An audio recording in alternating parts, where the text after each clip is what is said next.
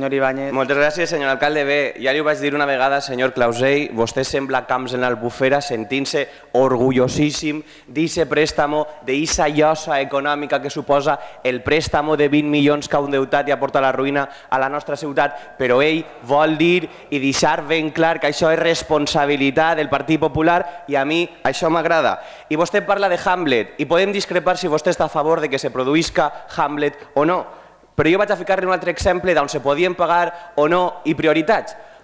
La seu de la policia quan costava? En vostès, teòricament, 290, en nostès 22. La responsabilitat de que això costara el que costa de qui és, senyor Ignasi Clausell?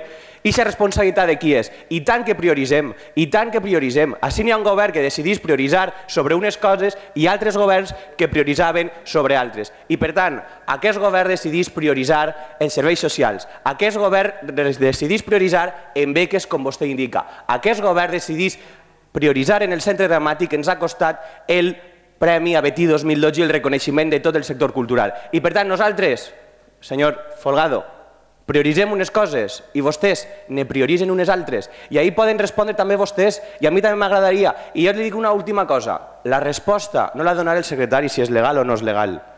I ja he dit més una vegada que la qüestió penal, que la qüestió legal no ens correspon, que la presumpció d'innocència i que aquestes coses va per un costat.